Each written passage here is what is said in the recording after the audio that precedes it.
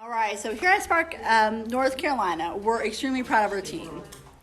These are the folks working behind the scenes to make this program work, but you as the volunteers are running the show. We couldn't do this without you. Get familiar with our faces and names because we're here to support you. Don't hesitate to ask any questions, and please reach out if you have any ideas about how we can make Spark a roaring success. So we have our program director. She is unfortunately not able to attend. She's with a family trip in Hannah. And then I am the volunteer coordinator, so I'm Jill Skidmore. And take it away. I'm the site coordinator, Emily Peel. And our Dr. Mandy Sanders from San Diego. Yeah. From Atlanta. Oh, you're from Atlanta. I'm sorry. Thank you. She flew in from somewhere. All right. Spark Academy is a Hope We're Wired project generously funded by the American Red Cross. And Hope We're Wired began in 1991 with 3 programs. Today we have programs in over 60 nations and serve about 1.5 million people every year. Hope We're Wired's programs fall under 3 broad categories. Although Spark Academy falls under the authority of the Global Disaster Response Department, our program goal is representative of all 3. We aim to serve disaster-affected communities by offering social services and improving the mental health of great families on the arduous road to recovery. So basically we have the community service, we have global disaster response, and health and social services. Hope We're Wired's disaster response efforts branch all across the globe alongside countless other organizations working to relieve devastated areas. We sent this team to the Bahamas with emergency resources a week after Hurricane Dorian hit the islands, for instance. Our efforts are 2-pronged. Communities have immediate post-crisis needs, but they also have long-term needs throughout the recovery process.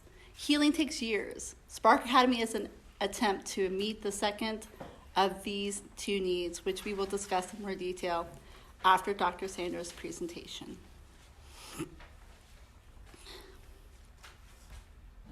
Okay, and so we're very proud to be working with Dr. Amanda Sanders, who advises and consults with all of our Spark programs around the country. Take this opportunity to go over at this time. Our lead teachers for the Healing Arts class will have Dr. Sanders available throughout the program to answer questions, provide guidance, and act as a sounding board for new ideas.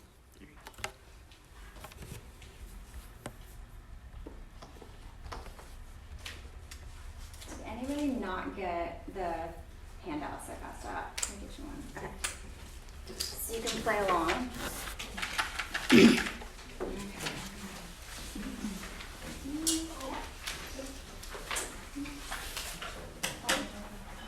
All right. One more. Oh, yeah. Well, here's one. And a pencil. So here's one here. If I have one here. Okay.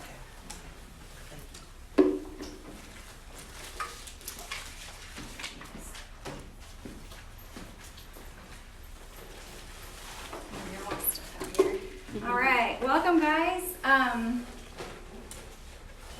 This morning, so yeah, my name is Dr. Mandy Sanders. I am an art therapist and I consult for Hope Worldwide. A little bit about me: I actually started out in mental health counseling, getting my master's in that, and took a class in art therapy. Kind of was like, what is this? And kind of loved it, dual degreed in that, and art therapy. And while I was working on my master's, I went on a trip with Hope to Haiti. It was the first volunteer corps after the 2010 earthquake. And it was a master's program, it was a master's project. And so my professors were like overlooking it, help me with the research beforehand, all this. And I remember going and being like, I learned a lot. Definitely like hands-on, you learn a lot. But thinking, why is there not a lot of literature on disaster relief and art therapy? So that actually inspired me to work to continue and get to get a doctorate degree and research art therapy and disaster relief. So that's actually what my dissertation was on. I, during that time, was part of the first Spark Academy and in coming up with the curriculum and overlooking that program. And that was in New Jersey after Hurricane Sandy, so back in 2013. And I thought that was like one and done, and that's it. It was a program funded by the Red Cross then also. And then about a year and a half ago, I got a call and they were like, hey, we want to do it again. So we've been doing it. We have a program currently running in Houston, very successful after Hurricane Harvey. We also have one that's been going for a couple months in Ventura County, California. They had some major fires and mudslides about a year ago. And then one that's just starting next week in Sacramento, in that area near Paradise, you know, the Paradise fires. And then you guys. So we're gonna have 4 Spark programs running. They're all funded by grants from the American Red Cross. So the Red Cross definitely recognizes Hope Worldwide and that we mobilize volunteers, that we have a great volunteer base. And so part of my role as the art therapist, because this is an arts, sports, and theater-based healing program for the kids, is to help with the curriculum planning. I use a lot of art therapy theory and looking into like what's going to keep our kids safe, mentally and emotionally, but still allow them to have an opportunity to process what they've been through. And then I consult with the team weekly, kind of debriefing. We talk about what went well, what might we need to change, because every program is different, right? I totally recognize that. And then I'm available to the lead art teachers to call weekly if they want to and talk about, we can talk before the lesson, talk it through, make sure they understand it all, and afterwards if they want to, and say, maybe this didn't go so well, or we went through this so fast, now what do we do? So that's what I'm there for, and that's totally up to you. Yeah. So that's a little bit about my background and where I'm coming from. Today we're going to talk about what is arts-based healing, because I'm sorry, within an hour, that I'm speaking to you, I'm not going to turn you all into art therapists. It took me a couple of years to do that. But I will talk about how art is going to be used in this setting to promote healing. We're going to talk about children's reactions to trauma, risk factors for referrals, and helping skills for volunteers, along with a couple of art directives kind of throughout, so I give you guys some supplies. So, go ahead and go to the next one. By the end of this, I hope you guys can describe some effective strategies for working with kids that have been through a disaster. Identify components that encourages, without maybe looking at your sheet, but that's totally there for you if you need it. Identify some risk factors and be able to describe at least 2 art directives that you can use for stress and coping. So in art therapy, we say art directives. That basically is like an art activity, right? So that's just the term we use to describe that. Okay, so a lot of times I get the question, well, what is art therapy? Can I just like draw something and you're going to tell me what it means?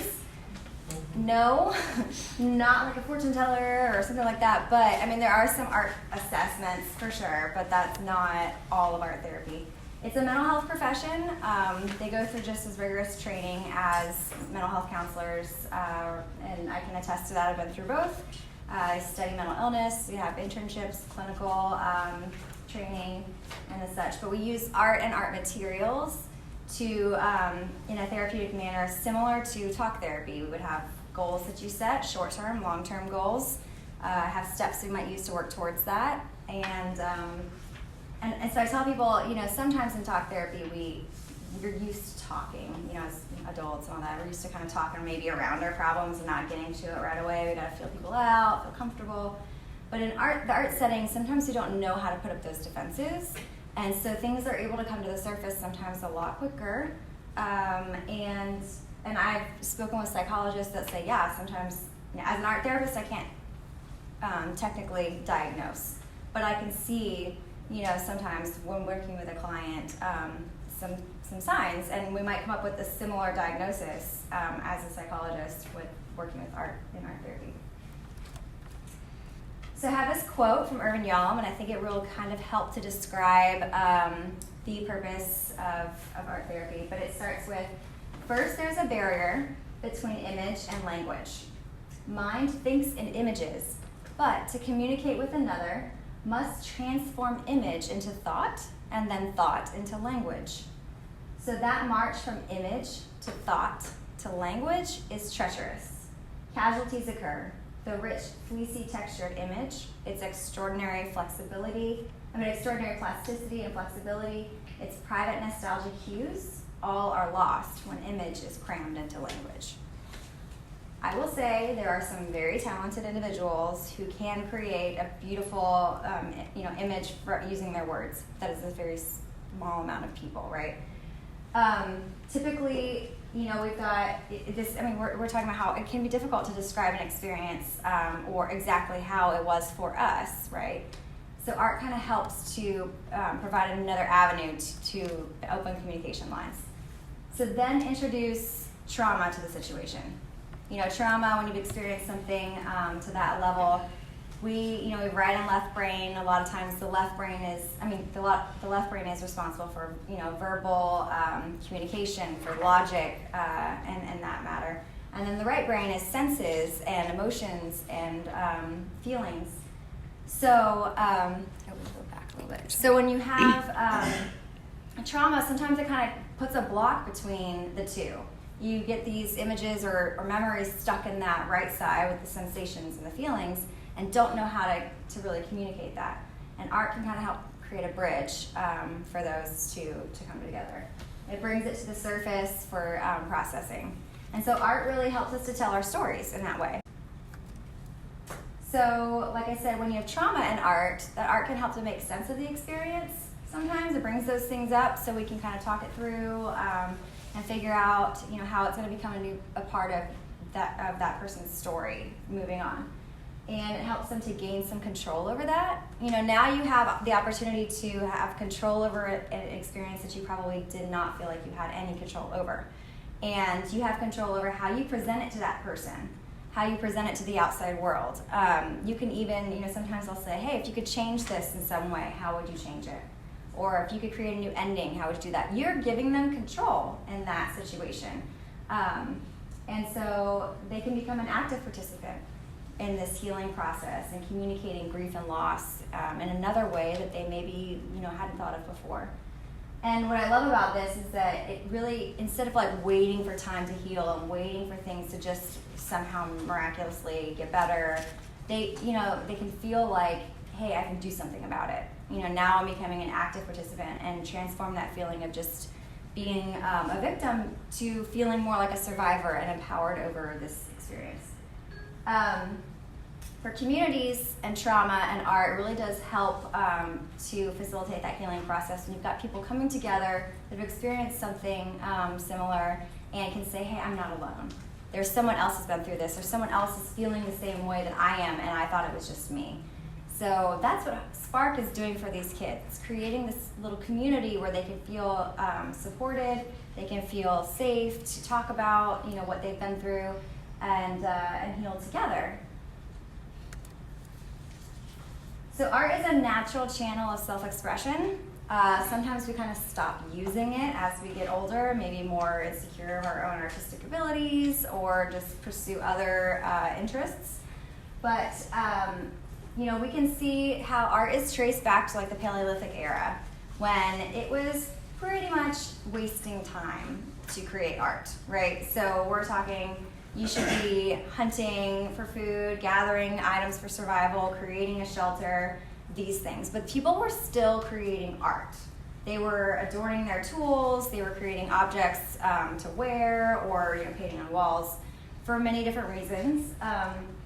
But it just shows how it really is something that's ingrained in us as a species and really separates us from all other mammals, really.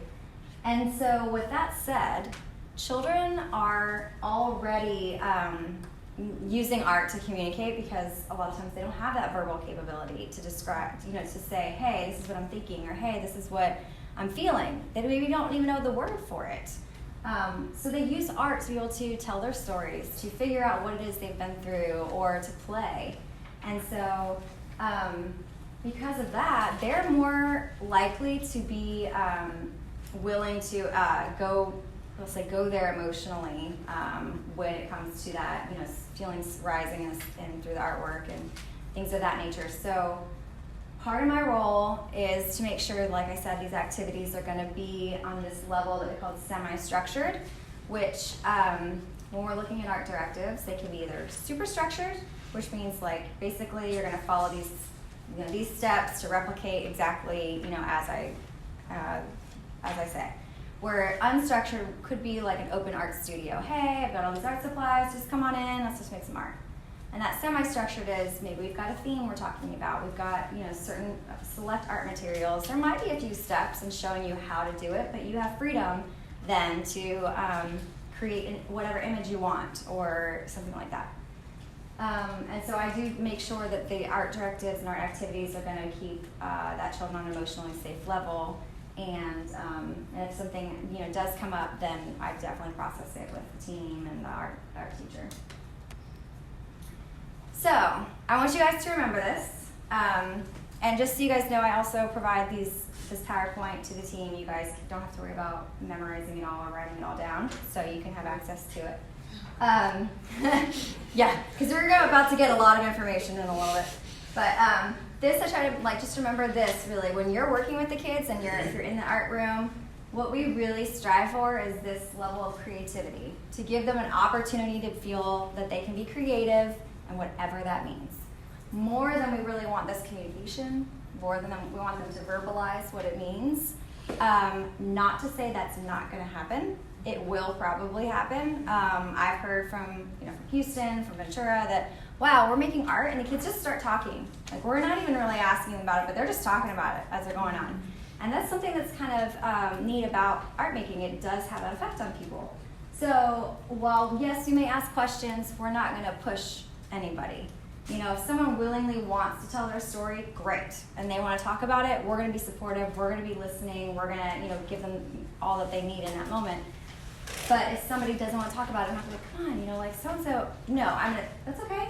I respect that and move on. What's really important is they're able to have an opportunity to be creative and to express themselves. There was a situation, we have some running inside of a Boys and Girls Club, right? And so there's Boys and Girls Club volunteers, and there's a kid that was making something kind of like maybe a violent drawing, and they're like, oh no, one of the Boys and Girls Club volunteers was kind of nervous, like, oh no, we shouldn't be making art like that, and trying to make them feel that we should make something else. But really, if you guys see things like that, that's kind of what we're asking for, right? We're them to feel comfortable. Maybe we talk it through. Wow, that looks really scary, or something like that. And I've got some open questions and things later, but not to stifle that creativity or whatever it is that they really need to get out, because maybe that's the only way that the only chance that they'll get to do that. And so our role is to be supportive to them and to be what they need in that moment. So we're going to do a brief exercise for stress and anxiety. This one's actually kind of a fun, kind of icebreaker type activity. And so what we're going to do is called a scribble find, and you guys can do this either on the back of your little sheet if you want, or just So with the scribble find, what I would typically do is kind of be like, all right, we're going to roll out our shoulders. Yep, loosen up. We want some fluid movements, maybe our arms or our hands. We kind of want to loosen up. And we're going to scribble. Wait a minute, how is this being creative? How is this art? So what I would say is, hey, don't look at the page. You can close your eyes or just look away. Some people don't feel comfortable closing your eyes, totally fine. And then you're just going to kind of scribble. You can do small scale, large scale, without looking at it until you feel like you've made enough lines. Okay, so that might be what I would be starting with. And then, isn't it? Yeah. So then what I would say, so this activity is really to have fun. Okay, it's kind of an icebreaker in a way. And I would say, all right, so we're going to turn it around on the table, or you could put it on the floor and kind of walk around it until something kind of jumps off the page and you see an image. It's kind of those puzzles or find something. And then I would say, all right, you guys have pencils, that's usually what I would use. You can add to or take away lines, or create shading, you can color it with crayons, whatever you want, so that then I can see what you see, right? Because maybe when I'm looking at those lines, I don't see the same thing. I see something else coming out, right? So, so then you kind of have them bring it out, and you can switch, so you can kind of see what I mean with this one. I took it and I flipped it. This is how I found this is what the top was of that one. And then I created this guy. You can see similar lines. Wow. I erased some others. So, just so you know, this is not, you know, some people have like their little doodles, they always do. This is not anything I ever usually do, but it's just what I saw and I couldn't really see anything else, so I just went with it, right? Yeah, so now you can see it, but maybe when you were looking at that, otherwise, like, I don't know what that is. I see is, you know, a fish or whatever. So, yeah. So if you guys want to do your little scribbles, you can do a small one if you want. Just have fun with it. Alright, good job guys. So I see you guys are having some fun with it. If you didn't get a chance to finish it, you can definitely do that later. So if you can, so a lot of times in art therapy and even in counseling, they'll say like, you know, a lot of times counselors will see their own counselor because they tell you don't really ask your client to go somewhere you haven't been yourself in a way. Don't ask them to do the work that you haven't already done. And the reason we do that is so you can kind of experience it, you kind of anticipate some things that may come up or how it's going to feel, you really understand the purpose of this activity, right? So this one's fun, it kind of helps take away that like insecurity of I don't know what to draw or I'm not good at drawing. It's like, well, I know these lines are going to be kind of funky, like they're not really going to line up the way that it might be a perfect vulture or whatever it's going to be, you know, so it's really just to have fun and take away some of that insecurity, and you guys were laughing and chatting. I mean, that's the whole purpose of it, really. So, all right, we'll move on. So now we're going to get into some things that are a little bit deeper. So we're going to talk about some trauma reactions in children. So these are things that are probably already going on. You will be seeing. That's why these kids are coming to Spark. That's why they're being referred to this program. They love it. So I'm going to give you some things just to be aware of that you're probably going to see, and then other ones that are going to be red flags. This is what we need more to be referred out for. So because you guys are working with this age group of 6 to 11, pretty much, it's like kindergarten to 5th grade, you know, we're going to see a lot of this like behavioral decline in school performance, right? Aggressive behavior at home or at school, hyperactive or silly behaviors, whining, clinging, acting younger than they are, and increased competition with others for attention. A lot of these, I would just categorize as attention-seeking behaviors, whether it's positive attention or negative attention, right? Maybe there was a lot, I mean, I totally understand, well, there was a lot going on after Hurricane Florence came through, right? And the parents had to, you know, go through a lot, and they stand in lines for a long time, go out searching for housing. I mean, I get it. So they're, you know, trying to meet those basic needs and maybe weren't able to spend as much time or be there. So these can be seeking attention from whoever they can get it and however. Physically, you might see a change in appetite, whether it's increased or decreased. Headaches, stomach aches, sleep disturbances, nightmares. Again, when we're talking about kids and that they don't have this vocabulary to say, hey, I'm scared or I'm angry, right? These things that we tend to know when we're feeling that way and we have a physical symptom, that physical symptom is probably a reaction to that stress, right? They maybe don't know that, and all they're saying is I have a tummy ache. And every time it's time to go to school, they have a tummy ache, right? And so those are things that you may, if there's no other medical explanation for it, maybe it is attributed to stress, and those are just things to keep an eye out for. Emotionally, we're going to have avoidance from school or maybe other things that they used to enjoy, withdrawal from friends and other familiar activities, angry outbursts, and obsessive preoccupation with disaster safety. Like in Houston, probably similar to you guys, because they had it was the same kind of thing, just the rain sat there and just wouldn't stop, right? Every time there's a storm, there was a child that went through Spark about a year ago. Every time there was a storm, even if it wasn't a big one, right? It was a little rainstorm, they would become panicked. And so these are things, and worrying like, okay, what will we do? Where will we go? And so those are things that you might hear and you might see. When do we need to be sure to refer out? When is this beyond our scope of what our program does? Not to say that they need to be like kicked out of the program, we're still going to serve them, but we need to be sure that they're getting other services as well. Would be for anxiety, which in this case is probably going to be more of a like constantly being on edge, having like unable to sleep, flashbacks, again those obsessive preoccupation, disaster safety. Disassociation is going to be that feeling of like out-of-body experiences, kind of disconnected with reality, and so maybe kind of disoriented. Depression is constant crying, feeling hopeless, like they are like having a lot of self-blame and those kinds of things. So that's going to be maybe feeling withdrawal from others too is going to be, could be related to depression. Mental illness, and that is going to, you may see more with the adults, you may hear about it from the children, but that's going to be like seeing things that maybe aren't there, hearing things that maybe aren't there, or rapid speech but not really following, making any sense. I know sometimes kids can talk a lot, but you can follow the pattern where they're going, but it's that kind of like, this is not connecting at all. Inability to care for self, that just be considerate of developmental level, right? What will be expected at a certain age.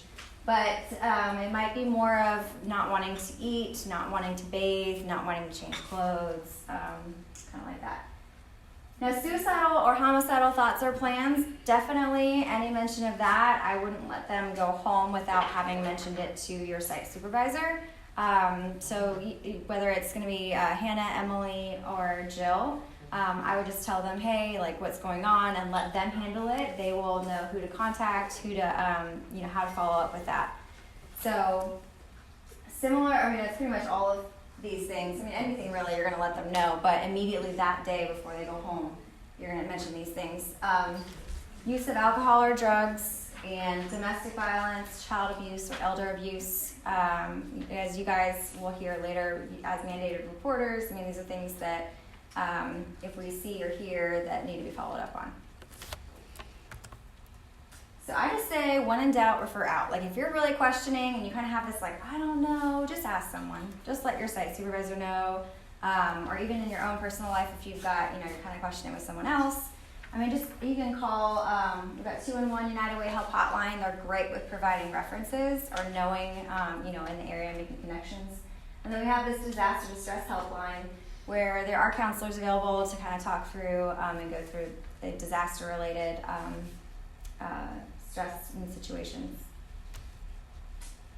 So you guys might be feeling a little overwhelmed, I don't know, but we're going to have this other art directive, and this one is watercolor breath lines. I know not everyone carries around watercolors in their back pocket, so you can also do this with a marker or crayon, really whatever you have.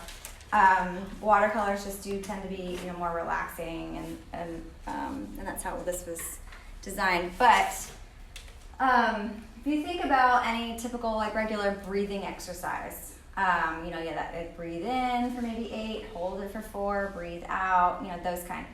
And those are great. And with kids, sometimes it can be hard for them to even stay focused or attentive to do that for that long. Or just it helps to have something, a goal or something more concrete while they're doing it. Some people use bubbles for kids as for deep breathing, like blowing out as many bubbles. That sometimes is good for anxiety.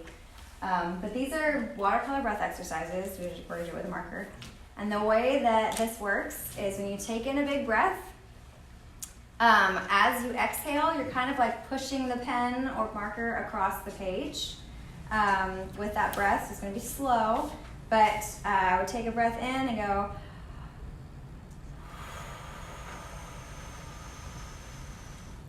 and if that's as far as it goes, that's as far as it goes. And then I might say, hey, let's try a bigger breath. Maybe can you think you can get it to go a little bit farther? I'm like, oh, I don't know, let's see. Okay.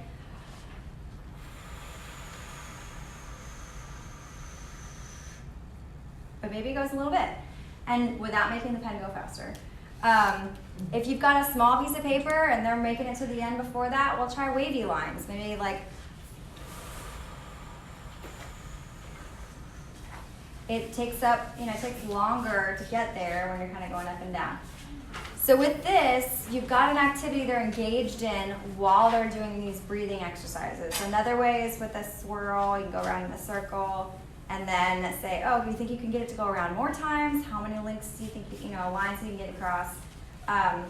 Things like that. But then once they've done a couple, I would say, okay, fill up the page with your breath lines, right? Then you've got probably like 10, 12, depending on the size of your page, deep breathing exercises within just a sitting for a few minutes. And I might ask at the end, like, okay, how do you feel? Do you feel any different? No? Do you want to do some more? Maybe that'll help. Do you feel maybe a little lighter in your chest? Do you feel like maybe... and that's also asking them to pay attention to their body and what it's telling them. And maybe that these, feeling like your chest is really heavy might be from being nervous or scared or upset. And doing something like this might help it a little bit. You never know. So that's one exercise that we do. And so you guys can always practice that on your own time. But the next one we're going to go into is helping skills for volunteers. And I recognize that these are probably common sense and you guys don't need any help with this. But it's definitely things that they have us go over in counseling. It's actually that encourages this acronym that you have on your sheet is from a textbook that is used in the counseling program. So these are attending behaviors, and this is just to help you remember what all these things stand for. But the first one, these are listening skills, really. They're called attending behaviors, but it's listening. And it's to help when someone is ready to talk about what they've been through. These are things that kind of help you in those moments. And so E is for moderate eye contact. So it's making eye contact with someone and having interested facial expressions, which a lot of you guys are doing now, so that's great.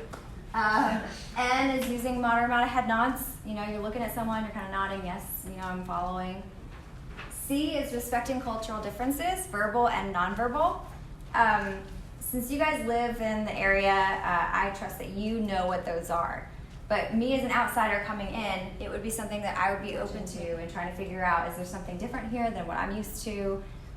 What's normal? In some cultures, that eye contact is totally normal, ours, but then there's some that it's not. And if someone's looking at the ground as they talk to you the whole time, that might be something of their culture. It's not showing shame, it's not showing disrespect, it's actually to them, it might be respect. I think probably here, but where I come from in the South, it's yes ma'am, yes sir, very appropriate. In some other cultures, they might get offended. By saying that. So those are just things to pay attention to. O is an open stance. So that is facing someone squarely, not kind of ready to go out the door while you're talking to me. Facing them squarely, keeping my arms open, not having them crossed. Leaning in, that's letting them know, yes, you are who I'm paying attention to. If I were to have, my arms crossed and kind of leaning backwards, or maybe looking over here, this does not show that I'm really interested in what you're having to tell me. So these are just things to keep in mind. Sometimes I even pay attention where my feet are facing, if they're facing right at them. And so U is for using, still again, yeah, I'm following you. R, relax and be natural. We have a professional for counseling. But if they're sitting here talking with you about their disaster story, you're probably doing the right things. Don't tense up. Be like, oh my gosh, what did she say? What did she say I was supposed to do? Oh my god, you're probably already doing it. They're trusting you in that time. But these are things to kind of help get there. And so relax. A, avoid distracting behaviors, whether it's tapping a pen, interrupting, shaking your leg. I'm not sure. I mean, it's going to be things just to kind of keep the focus on them and not on what you're doing. And G, matching grammatical style and pace of speech. When you're working with kids, you're probably not talking to them the same way you would an adult. We're not going to even use the same words sometimes. I would use some of the same words they use. Reflect it back on them because that's what they understand. So that's one of the ways you can match that grammatical style. E is listen with a third ear. So what that means really is that you're verbal and nonverbal together. What is that saying? Okay. Maybe they're telling you something sad but laughing at the same time, and that might what does that tell me? I don't think they genuinely think it's funny. You never know, but I think it probably is either they're uncomfortable, maybe they haven't told someone else about it before, maybe they don't know how to say it, or but paying attention to that, like, this doesn't match up, like, what's going on here? I'm like, I think you're laughing, but to me it sounds really sad, like, what's, or maybe they didn't even notice they were doing it, something like that. And it's another way to engage in conversation. And then S is using space appropriately, and maybe kind of getting a little bit closer to them and making it a little more intimate instead of kind of leaning, stepping backwards. So these are those attending behaviors. Again, I'm sure you guys are all experts at this, but just in case you might have learned something. So as we're talking and they're opening up, what are some things you can do? Well, using open questions are always great. These are questions that can't be answered with yes or no, and they might ask for clarification, like more details. As I was saying about kids, sometimes the words they use are not necessarily what the word means, right? And you might be like, what did they say? But then you're like, tell me more about what did you mean by that? Or, give me an example. Then you'll realize that maybe that's not at all what they were saying. It was something totally different, but that's just the word they knew. So you can ask their thoughts. What did you think about that? Or what were you thinking in that moment? Feelings, again, like, how did that make you feel? What was it like? And then examples. Give me an example of a time that you felt happy. Give me an example of a time that you felt nervous. Or an example of whatever word they use so that you can understand them better. So, ways you can respond with, we've got those open questions, listening carefully and empathetically. I've got a short video in just a minute that I'll go over that. Normalize their feelings. There is nothing wrong with what they're feeling, right? Those feelings, there's no right or wrong way to feel about it. A lot of times it's what you do with it that can be, healthy or not. But there's nothing wrong with it, and we're gonna let them know, like, hey, that's okay, and maybe someone else over here is feeling the same way, and you can connect them. Encourage exploration of feelings through open questions and help maybe gain a new perspective on something that they wouldn't have thought about before. So next I've got a short video, I believe, that's by Dr. Brene Brown. I don't know if any of you guys are familiar with her and her work. I love her. She is a professor of social work at, I think, University of Texas in Houston. But she studies a lot of courage and vulnerability. Yes, they go together. And has this short clip about empathy. And so if you guys, hopefully, you'll appreciate it. Is there sound to it? Yeah, there's sound. Okay.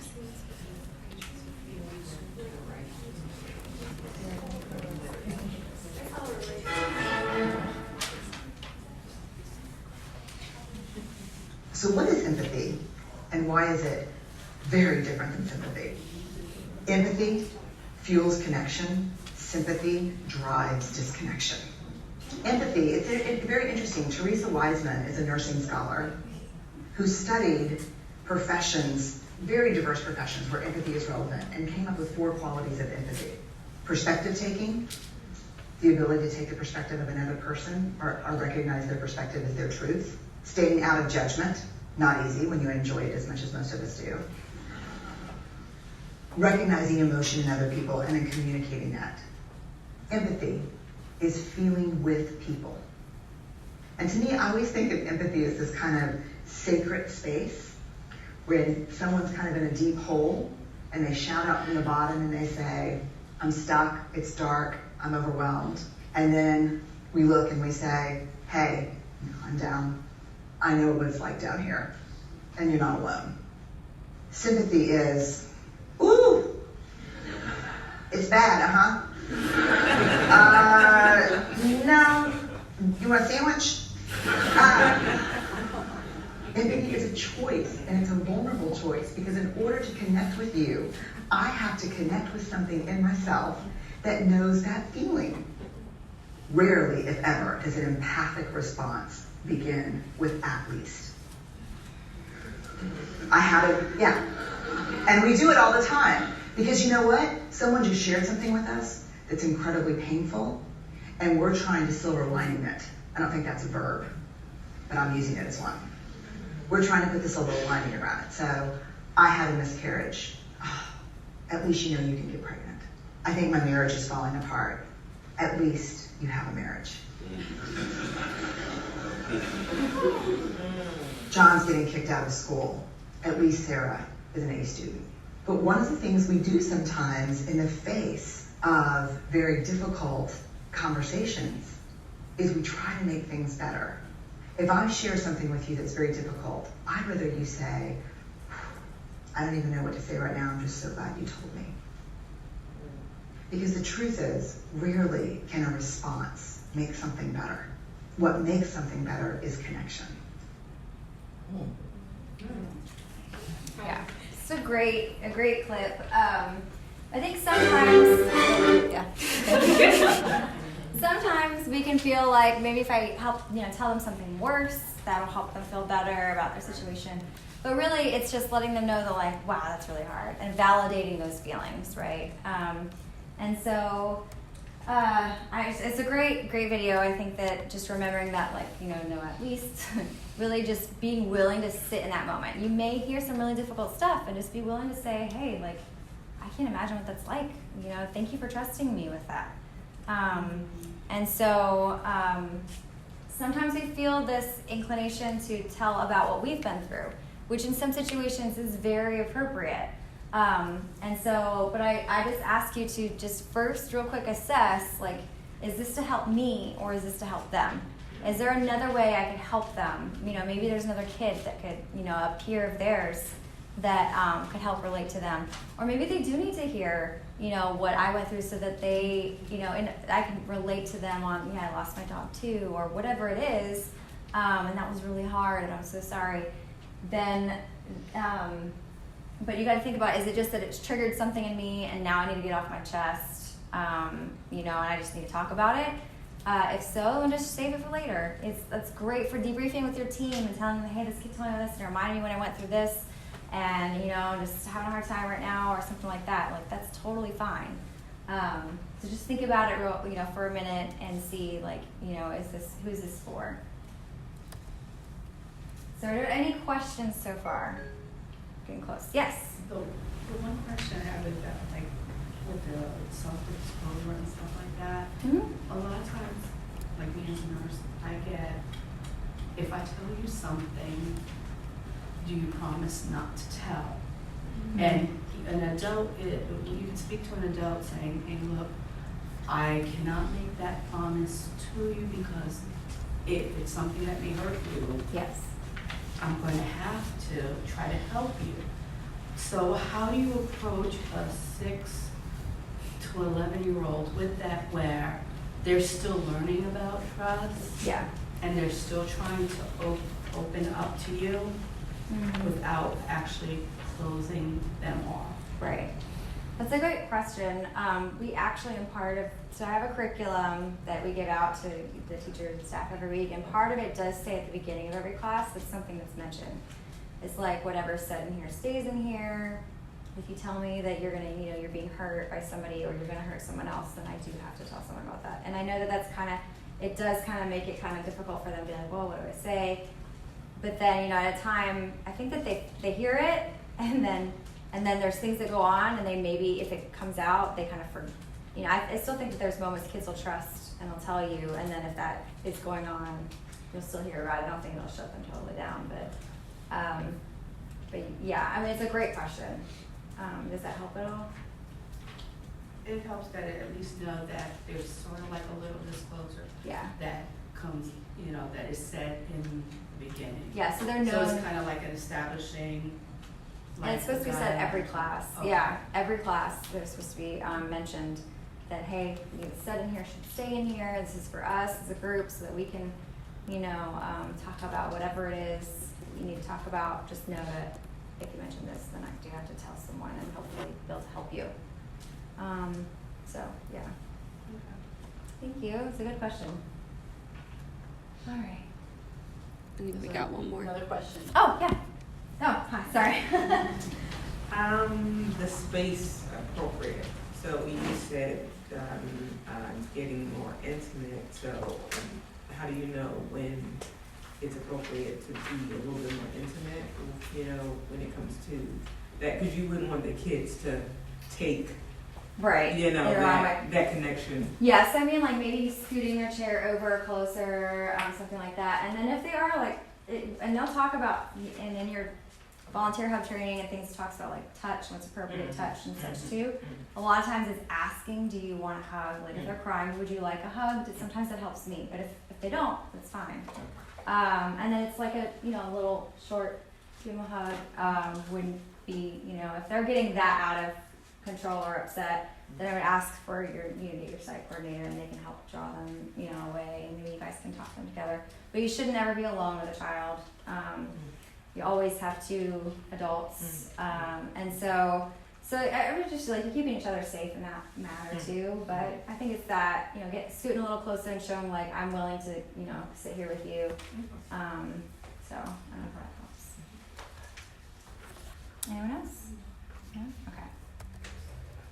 So we've got another art directive. So this one is, okay, so we're going to talk a little bit about the mandalas. Has anyone heard about a mandala before? A couple people. All right. There's been a lot of coloring books and such coming out recently. We're asking the kids to create their own. There's always, the coloring books serve their own purpose. They're great. But being able to have that, you know, creativity and moment of finding your own balance is kind of fun. So mandala, the word is Sanskrit for circle, or it's for healing circle and completion, and it's used in a lot of cultures, in Hindu and Buddhist cultures for meditation, prayer, to facilitate healing, and it's a great tool for kind of focus and centering. I've worked with kids. So some of my background is one place I worked at was with kids and adolescents at a crisis shelter. They could come for like up to 2 weeks overnight. They're kind of at risk for becoming juvenile delinquents for some of their behaviors. And I would have some kids come in and they're super all over the place, kind of bouncing around and whatever, and do like a one-on-one session. And I'm like, let's just do this little mandala for like 5 minutes. We won't get into whatever. And like they'd sit there like, all right, miss, whatever. But eventually kind of like calm down in that center and get really involved into it. And that would help transition into whatever it is we're doing. Kind of helps them like get into a different mind space and ready to like talk and process and listen. So we're gonna do these in the curriculum pretty much like every day. They'll have in past ones they've had they'll do the piece. They'll kind of cut it to however many weeks you're doing and do a piece each day. Other options you can always do like a small one every day. It's like for 5 minutes. It's really just to get them situated and settled. But it really is great and in art therapy when we do it with clients session over session, a small one, you'll see a transition. I mean, you'll see a transformation from week to week, from the beginning to the end. Sometimes in how like scattered or the energy is in the first few to how it kind of finds a balance and changes. Or maybe some life event happens in the middle of therapy and you'll see a change in that too sometimes. And so it's kind of neat to have that visual too of tracking.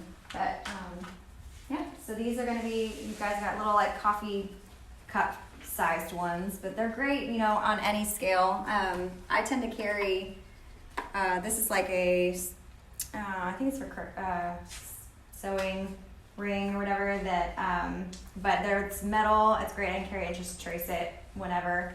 You can do large scale, there's kind of like this one, there's other ones I have too, it's like as a group you could actually do a huge, you know, piece of butcher paper and either just be fluid and people wherever they want, they can fill in, or you can break it up like that one and each person has their own piece. So, all right, next. I think we have one more that you guys are wondering what these little baggies are. So these are actually pieces of modeling clay. This, you guys can take it on out. So modeling clay, what I love about it is it will never dry out. It's not like Play-Doh, it's not gonna go crusty. You also can't like bake it though and keep the form. It's always gonna kind of be this like moldable thing. And you guys are like, this thing is really hard. That's the point. So it can be really hard to manipulate, but this is kind of like a stress ball. Think of it that way. And depending on the size piece you get, the harder it's going to be to manipulate.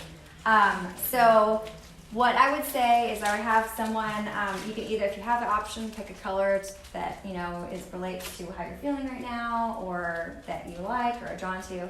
If not, I'll just give them a piece and say, hey, let's move it around in your hand until it kind of warms up a little bit and feels a little softer and easier to move, all right? That takes quite a bit of energy, okay? So just like someone who might be feeling frustrated or stressed, but what's great about it is you're kind of giving them something tangible to hold.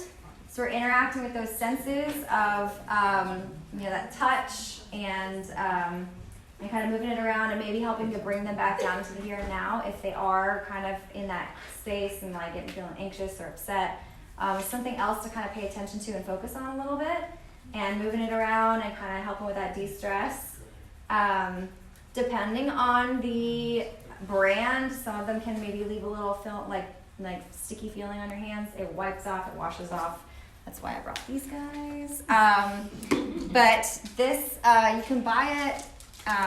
Like this is like $3.50 or something at Michael's for this giant pack of clay, and I've distributed this amount to all of you guys, so it goes a pretty long way. Just chopped it up and put it in little baggies, but it, I think of it like a stress ball or something like that. It's great. It's a quiet fidgeter. If you think about it, great for attention and that nature. So you guys you can take these home with you. You can keep them. And I've got these. When you're done, you can wipe off your hands and such. But yeah, so another great little thing to kind of just have if you need to be able to pull out and say, hey, let's just play, or maybe make a shape that feels soothing to you. They can hold on to. It's whatever you want to do. So. So as we kind of wrap it up, we'll talk a little bit about successful groups. What makes a successful group? A lot of it is that promoting security and stability. When we have an experience that might be chaotic and stressful, for kids, some of you probably already know, they thrive off of structure and consistency, knowing what to expect. So with that said, we do have, it's going to be fun and, playful in the hallway. Whatever you're doing, it's not going to be like school, quiet, everybody stay still, whatever. We're going to have fun. But I would say that if you know that, hey, I've signed up for 4 of the 6 weeks or 5, however many weeks, I'm not going to be there for this one because I'm going to a wedding, totally fine. But I would say just let the kids know, if you know ahead of time that you're not going to be there. It will save you a lot of headache when you come back and they're like, where were you? Right? You know that. And it will save your sub a lot of headache too, from the same reason. Where did she go? Why when we're trying to pay attention to this lesson. So you can just give them a heads up. I recognize things come up and they will understand. But if you know, it always helps them in building that sense of trust. Modeling healthy coping skills. You guys are invited to get in and do it with them. Whatever the art activity is, you're just not sitting back and being babysitters. Have fun. Get down there and create your own. Don't get so invested in your own piece that you're not willing to help them with theirs, or are open to seeing that they need help. Maybe know that you can finish yours later, but it shows them that we can all, this is great for everybody. Practice those relaxation techniques if you need it. It's okay for them to see you doing it.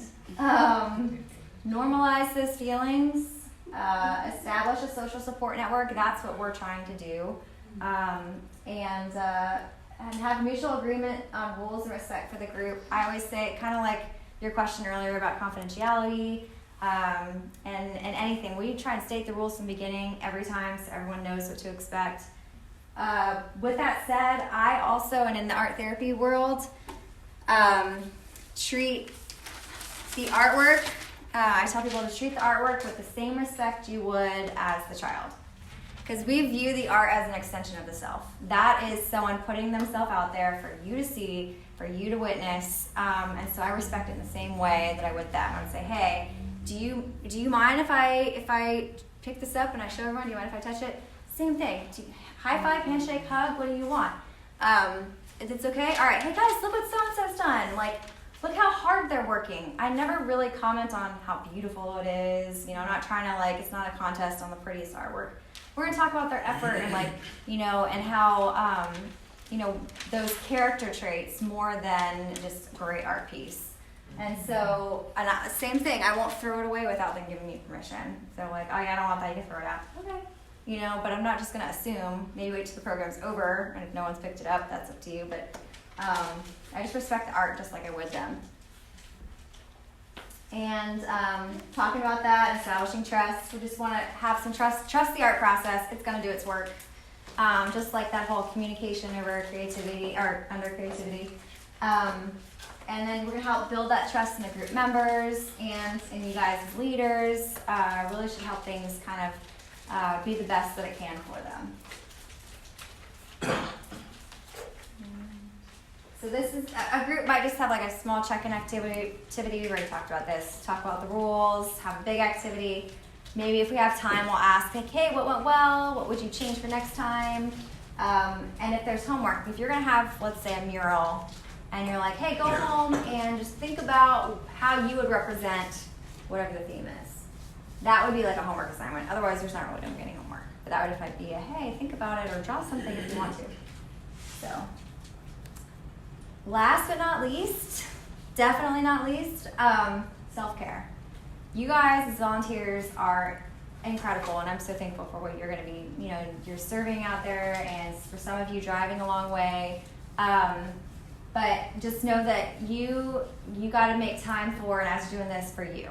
I mean, if it means scheduling that in every week because you're not someone that normally likes to give yourself self-care, in the helping profession, it's I prefer to help other people more than I do myself. I'm feeling overwhelmed, or I might be feeling a little burnout or something like that. So whatever it is, whether it's going for a run, or it's calling a friend, or journaling, reading a book, having a quiet cup of coffee, you just make sure you're doing it, because I recognize that you guys have probably gone through a lot too, and you might hear things that might trigger your own experience.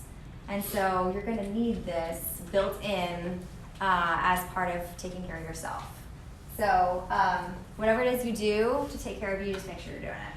And that's going to help you guys just in your volunteering and being able to be there for the kids. So that, I think, is all. Yep, that's all of it that I have for you guys. This is my email if you have any questions down the road. Again, I am definitely there also for the lead art teachers to call if you want. I have some people that set up a weekly time. We do it every week. Some people call me when they need me. It's totally fine. But this is my email, and thank you guys so much. If you have any questions, let me know. You're going to have a great time. Yeah. Thank you.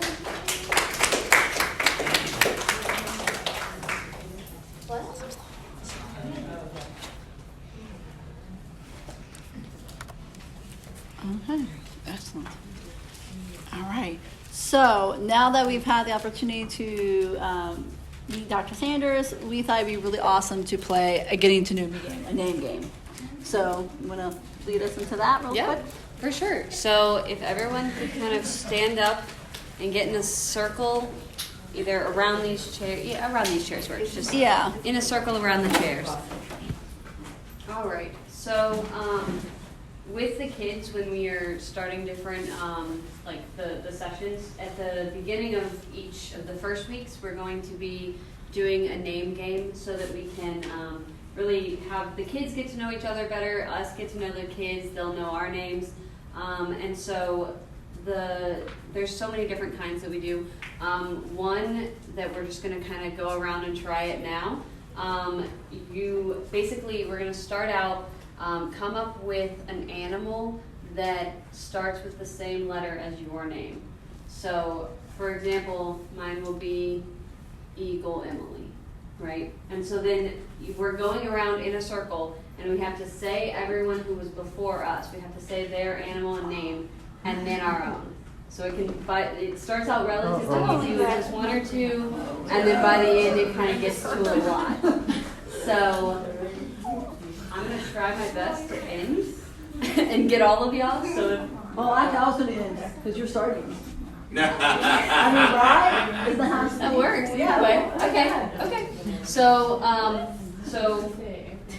I am Eagle Emily, and so then you'll say Eagle Emily, Monkey Mandy.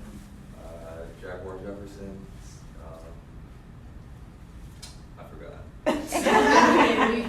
Monkey maybe. Oh, this Monkey is okay. So just the one before you guys. all of them. All of us. Okay, I'm done. Okay, so Eagle Emily, Monkey Mandy, Jaguar Jefferson, Rhinoceros Ryan.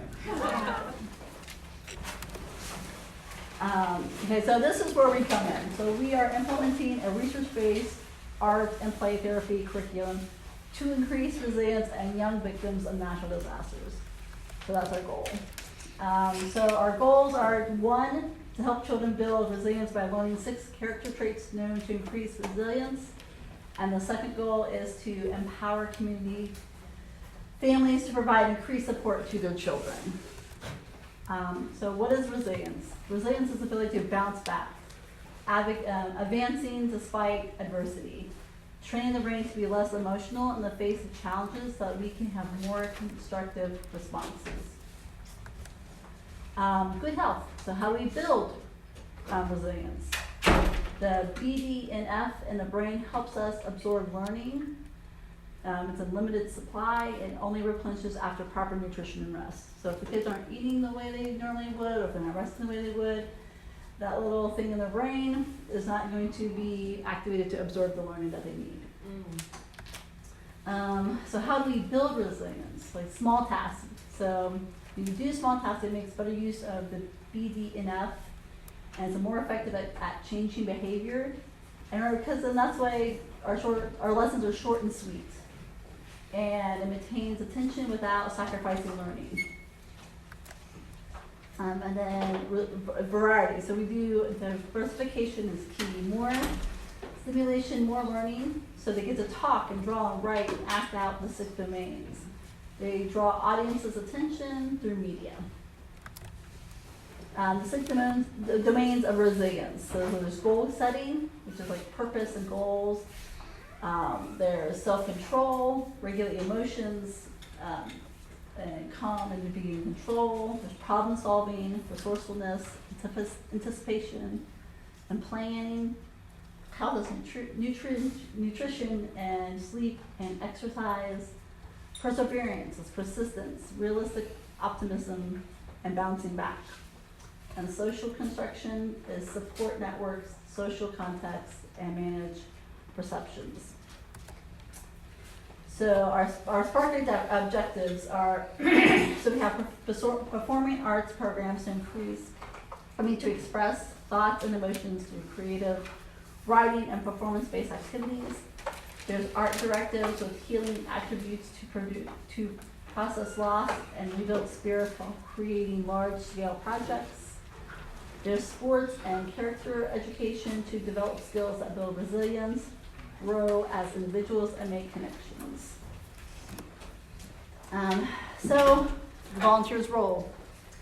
1 is you're going to be a mentor. You're showing mutual respect. You're providing a safe environment. And you're communicating effectively. So, being a mentor. It's good to know what a mentor is and what a mentor is not. A mentor is an advocate, a resource, a helper, a motivator, a guide, a companion, and a positive role model. What we're not expecting you to do is to be a social worker, Santa Claus, judge, a parent, or a psychiatrist. Being a mentor, you You can build self-esteem by promoting a positive self-image through praise and constructive feedback.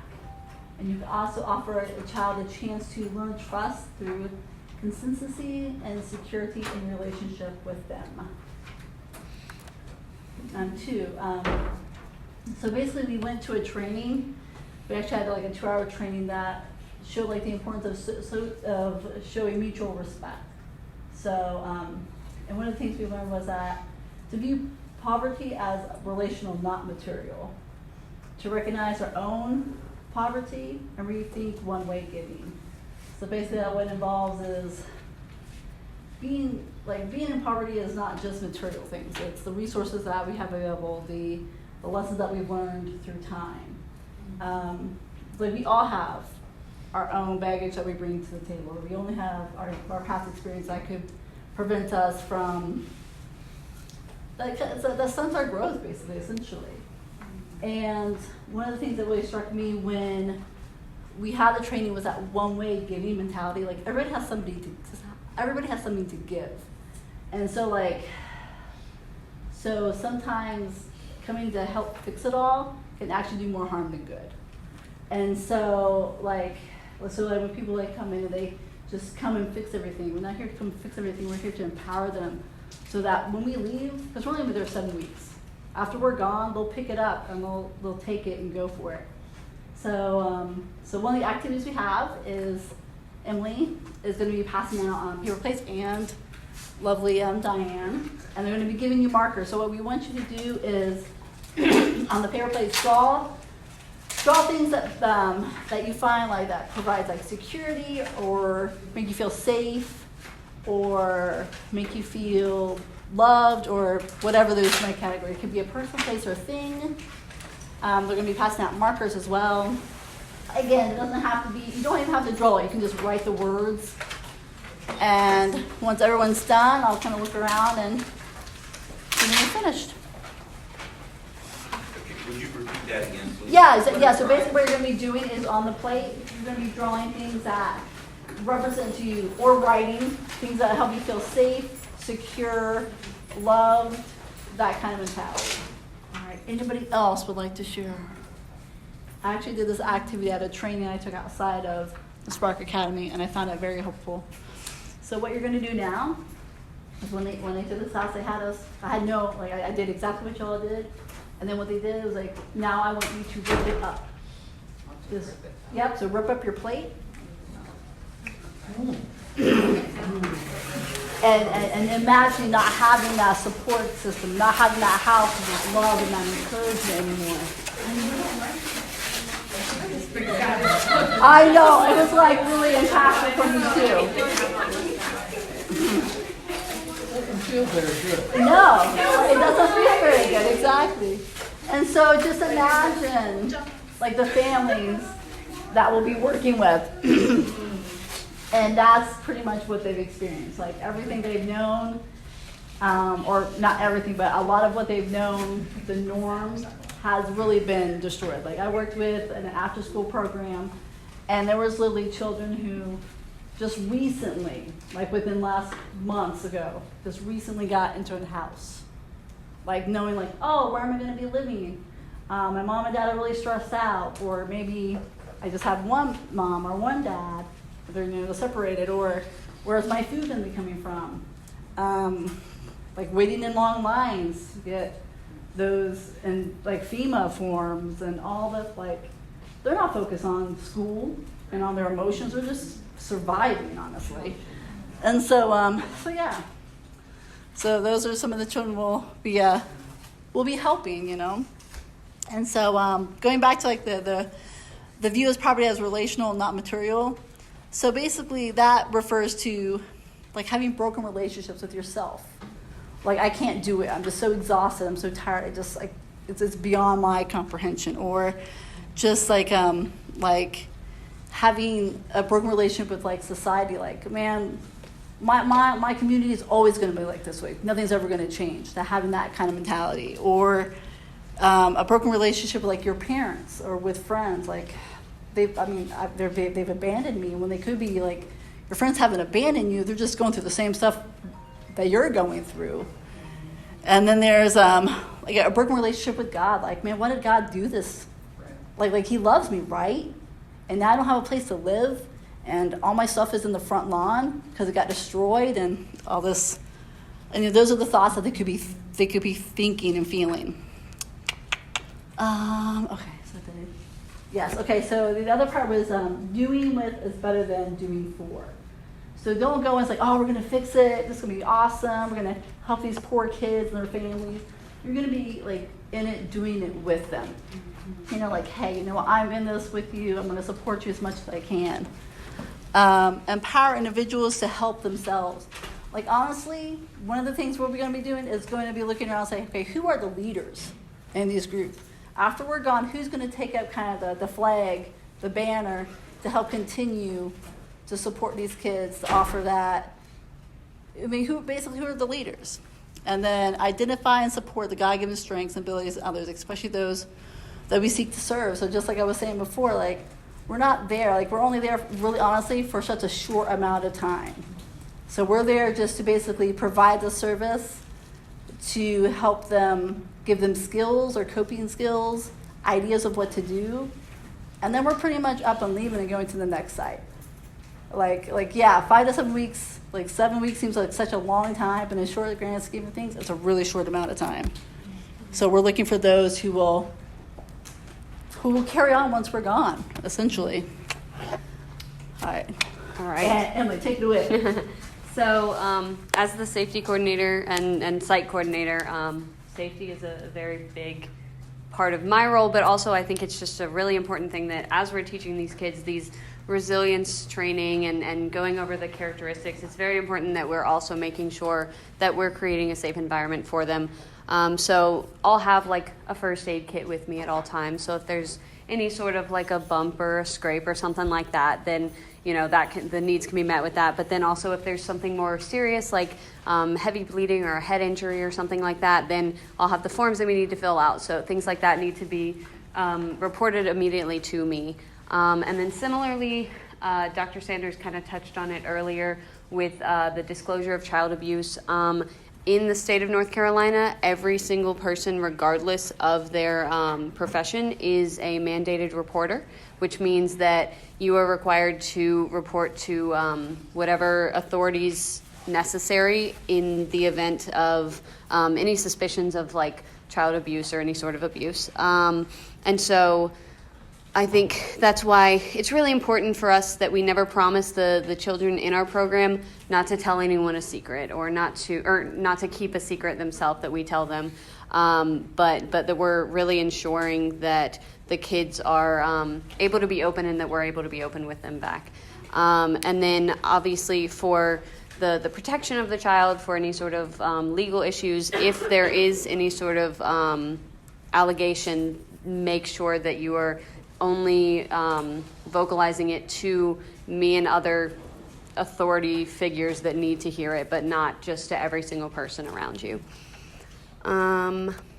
Okay, so serving food safely, we are going to have a list of everybody's allergies. We're going to have behavioral issues or different mental health issues that people have. We'll have all of that listed, and kind of the way that we'll be giving you guys information is on a need-to-know basis. So for example, at the beginning, you will all know the allergies that certain kids in your classes that you'll be leading have. That way you can ensure that, maybe if you have a game that includes a food or something, there won't be something that will be a problem for the kids. We're also a peanut-free organization, so regardless of the fact if no one in the program is allergic to peanuts, we're still peanut and nut free. And then also, like, the kids may not have all of their allergies listed, so making sure that we don't share our personal snacks with them or we don't give them anything that isn't already provided by the program. And then lastly, also, she touched on this a little bit, the 2-person rule that we follow is that a volunteer can never be alone with a student. So whether that be 1 student or 10 students, you have to at least have 2 volunteers at any given moment. So in the event that there's only a few volunteers in one classroom and a child has to go to the restroom, and let's say we only have 1 male volunteer in that classroom, we can't pull one from another class at that point. what we'll do is we'll have the male volunteer standing in the restroom and then a female volunteer outside where they can still see each other. And that way there's that reliability on one another. And then it should go without saying that, volunteers should not be in a stall with a child.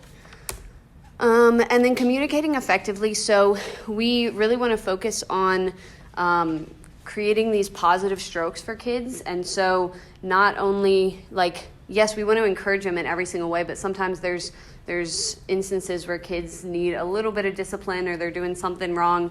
But rather than going and saying in a harsh tone, don't do that, you need to stop doing that, kind of taking a more positive turn on it. So for example, if we're working on an art project and a kid is just dumping glue all over the table and using it on their project, we want to go up and be like, hey, I'm really glad that you are really invested in this project. It looks great so far, but I think a lot of other kids are going to enjoy this as well. So let's go ahead and clean up some of the glue, and that way we still have some left over for them so that they can have as much fun as you're having.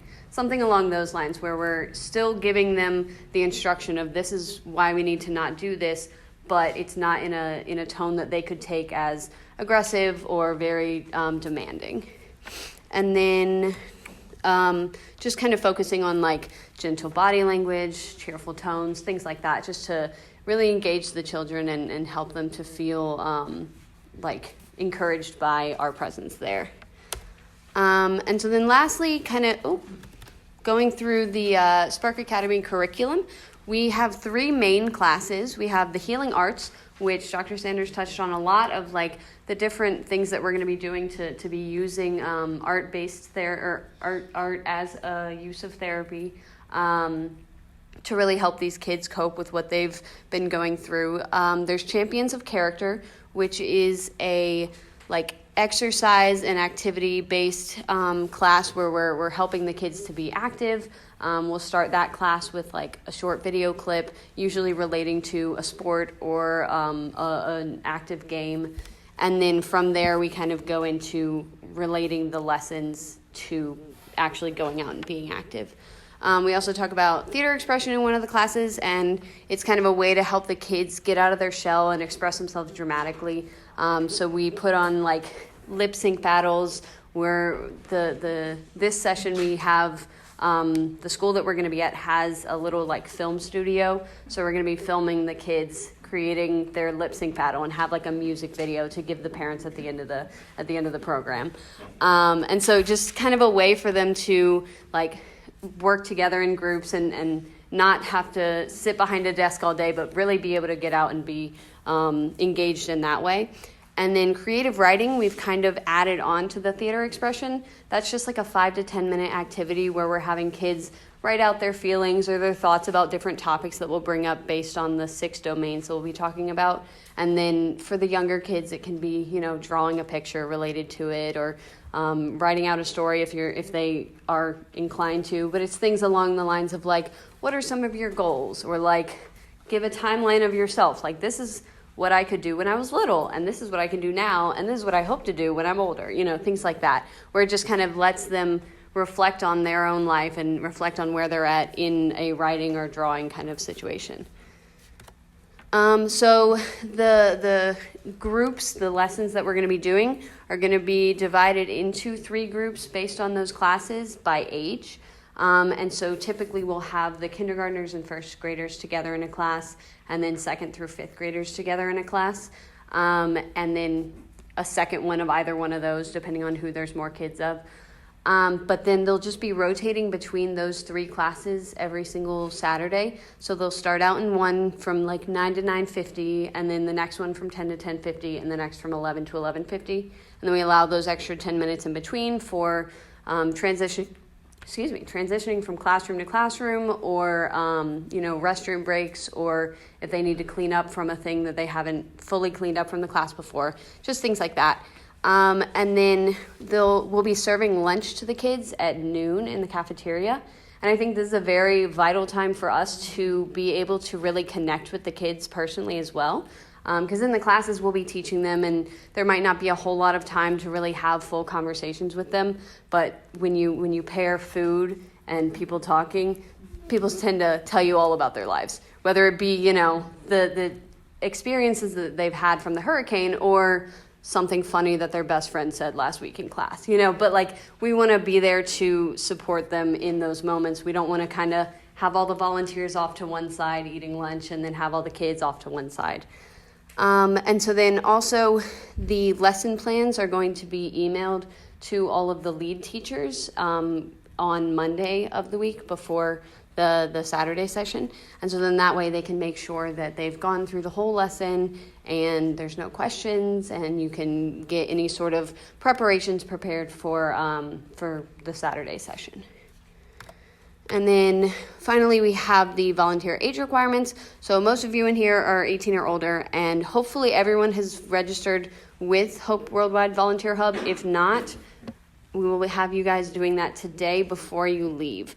And then once you have registered, then within a couple days, you'll get an email back giving you instructions to apply for a criminal background check. And then once that's approved, you just sign the adult waiver on Volunteer Hub.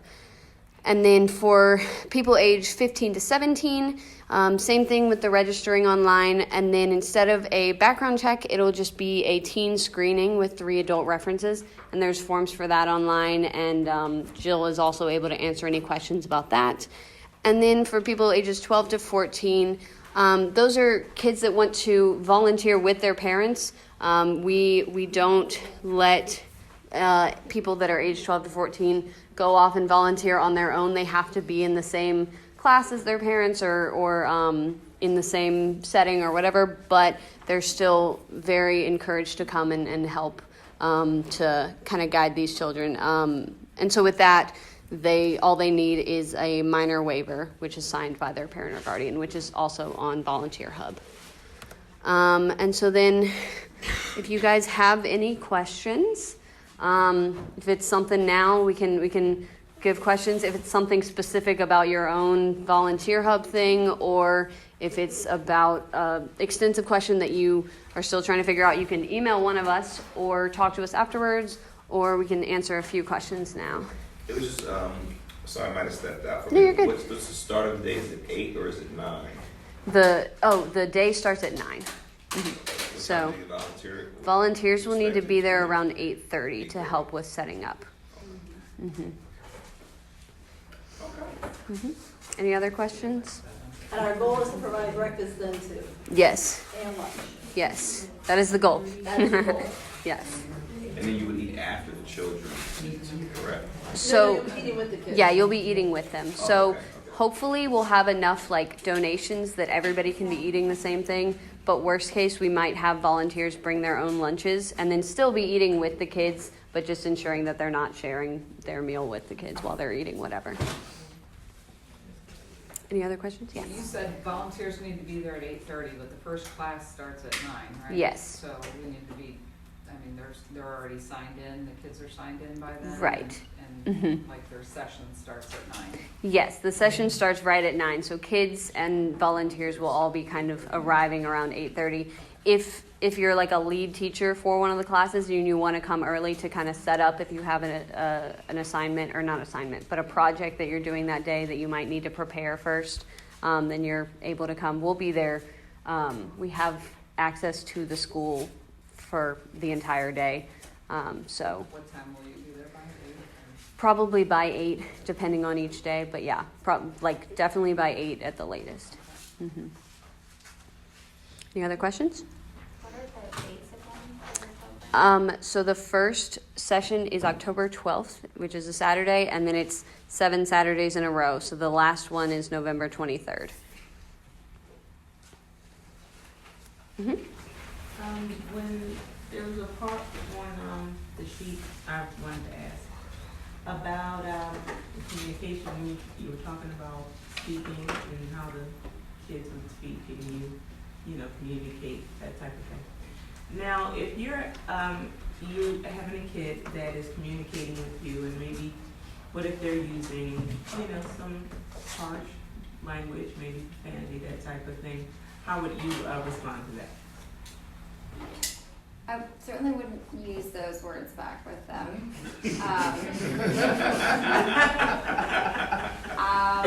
I don't know. I might ask them. You know, is there a more respectful way you could say that? You know, that sounds like you're using some adult words. And, you know, and so and I would be like, as an adult, I don't even use those words, but you know, I would still be real with them, address that they're saying them, and they probably know they can't say that in school. But even harsh language in general, I'll just be like, wow. I mean, I always reflect back whatever you're feeling. I would just reflect it back to them in a way they might understand, and just ask if there's another way they might be able to say that. Yeah. Anything else? All right. Well, again, if you have any follow-up questions, feel free. Oh, Right. yeah. When do you need to know what Saturdays we can or cannot be?